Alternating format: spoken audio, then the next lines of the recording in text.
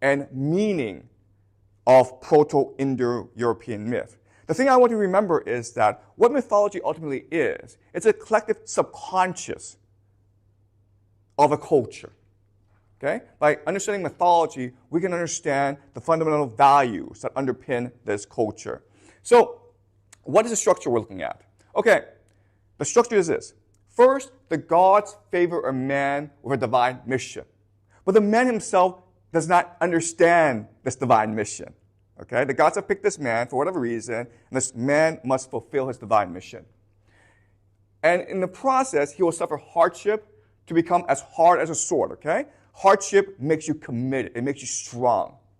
And to recognize his mission, okay? In the process, he's asking himself, why am I being persecuted? Why am I suffering so much? And then eventually, he will have an epiphany. He will recognize, oh, it's because the gods have a mission for me that I must fulfill.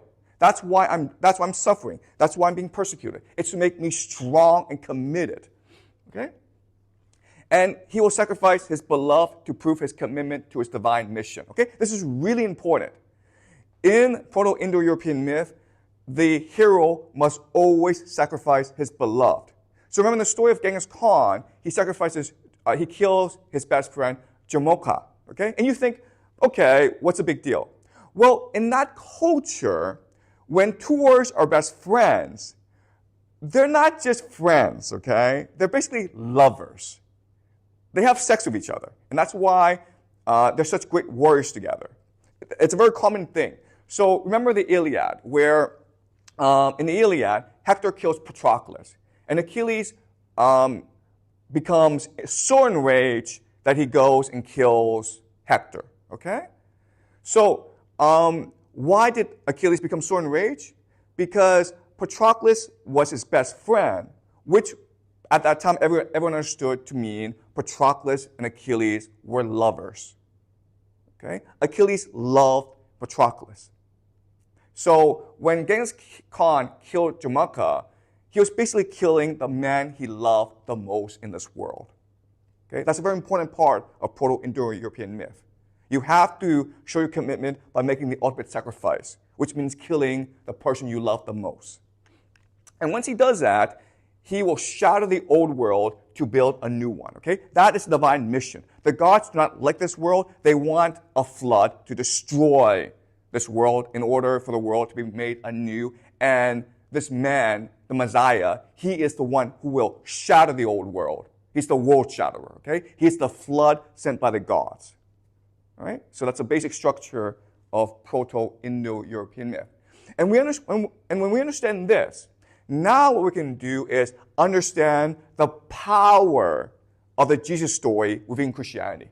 Why is Christianity the most influential and popular religion in the world? It has to do with the story of Jesus, okay? In the story of Jesus, according to the Gospel of Mark, let's look at the structure, okay? It's very similar to Proto-Indo-European mythology. Jesus has a secret divine mission, okay? He's sent by God, or he is God, who's come to redeem the world. He must suffer persecution and doubt, okay? So everyone doubts who he is. No one knows who he is. He's laughed at, he's mocked, okay? He then is sacrificed to wake the world. He kills himself, or he is sacrificed so that everyone knows how much God loves them. And with God's sacrifice, this cycle of violence ends and a new history begins, okay? So in Proto-Indo-European myth, what's important is that you kill your beloved. But the founding myth of Christianity is, no, I kill myself to show you that violence is terrible, okay? Once God has killed himself, once God has sacrificed himself, it means that all violence now must cease. The cycle of violence, the cycle of using violence to redeem the world, to cleanse the world, must come to an end. Okay? And that's the very idea, foundational idea of Christianity. And so what Christianity is doing, and it's very clever, is it's taking the collective subconscious that's embedded in every individual and implanting a new idea within the subconscious that grows and grows. Okay? It's almost like a virus until people recognize that violence is bad. Proto-Indo-European mythology celebrates violence, right? Christianity believes violence is the worst thing. Okay, so let's sorry, this is a bit okay. All right. Anyway, I'll just read it to you. Okay. So this is the ending of Mark. Okay. Then Jesus gave a loud cry and breathed his last. Okay. So he's been sacrificed. He's died. And the curtain of the temple was torn in two from top to bottom. The temple is the second temple in Jerusalem, where Yahweh is. And at the very top of this temple is a room called the Holy of the Holies. That's where God lives.